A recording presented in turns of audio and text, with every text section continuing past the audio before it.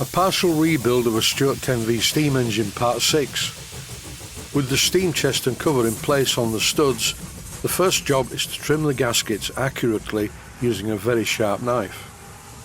There are many things wrong with this engine, some immediately visible and some not so obvious.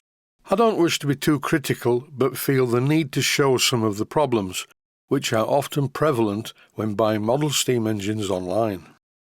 In this clip I'm trying really hard not to cut my fingers. Because I'm pressing the point of the Stanley knife blade onto cast iron, the point soon becomes blunt, and you have to take this into consideration. Just make sure the knife does not slip. The term blunt is relative to the gasket, it is not relative to your fingers, so be very careful. Take your time, there is no rush.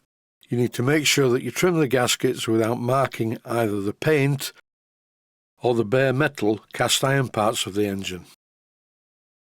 What's wrong with this engine? Here's one small problem. At some stage a hole has been drilled in the steam chest cover in the wrong place and it's been plugged. It's the bottom right in this image.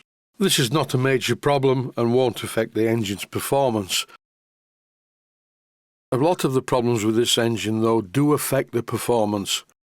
When the customer, for whom I am rebuilding the engine free of charge, received the engine from the auction site that we all know and love, it would not rotate correctly at all because the crosshead actually collided with the stuffing gland on the cylinder. There are quite a few problems with the machining quality. The cast iron trunk guide, where the crosshead fits, has been over machined and the top part of the engine is not very strong. It should be okay though, unless of course you drop it on the floor. I've removed the cylinder to show the gasket in place on top of the brass part that should be cast iron. Instead it's been made from brass, just like the cylinder head, that is also brass. I think possibly what's happened is the machining's gone wrong and instead of buying new parts from Stuart, the builder remade the parts using brass bar stock. This is a guess, it could be anything. The cylinder covers only fit in one position. I need to constantly rotate and reposition the part so the bolts go in. These jobs are time consuming and quite annoying. Finally, I found the right position. In this area the cylinder head is accurately threaded and it's a simple job to screw the bolts in position using a socket.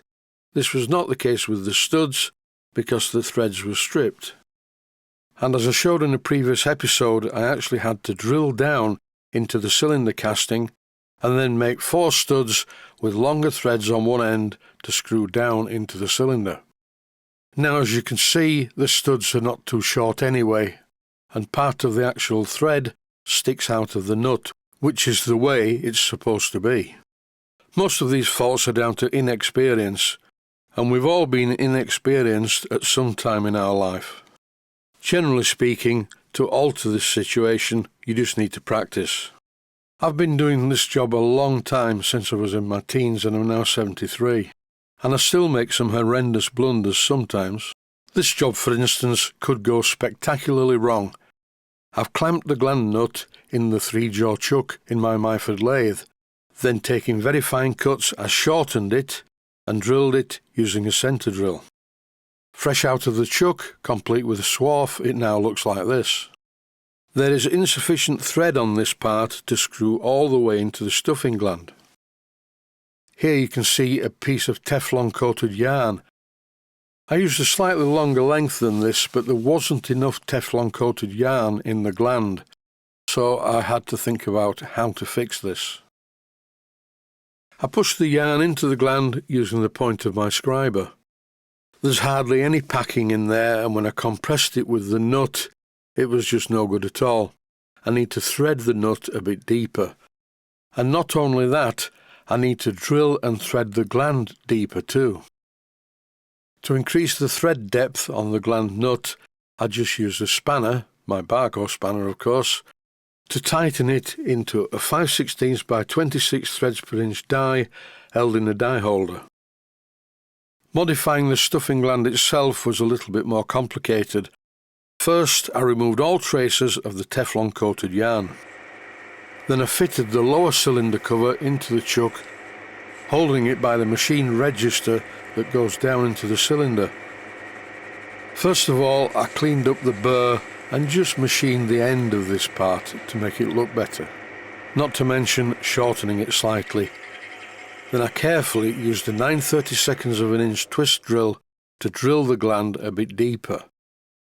And then manually, with the tap fitted in the tailstock chuck, I threaded the hole all the way down to the bottom. Just for the record, I didn't drill all the way through. After doing this, it was easy to pack the gland with plenty of packing material. Here's another problem that is fairly obvious, two things in fact. The gudgeon pin hole is not in the centre of the fork on the connecting rod, and the crosshead wobbles about. It's a very slack fit in the trunk guide. I'm lubricating these parts so that they move very freely without any friction. The next thing to do, using my pair of circlip pliers, is to tighten the piston into the crosshead. Originally, the piston rod only screwed halfway into the piston, and quite a lot of thread was exposed where it went through the gland. I modified this, and now the piston rod screws all the way to the top of the piston, but there is a problem. The engine will not turn over at the bottom, because the piston hits the lower cylinder cover. A simple solution, I think, is to remove the piston and the cylinder cover, and remachine the piston and the cylinder cover so that they don't collide at the bottom of the stroke. I had to remove quite a bit from the bottom of the piston. The first attempt was still too tight.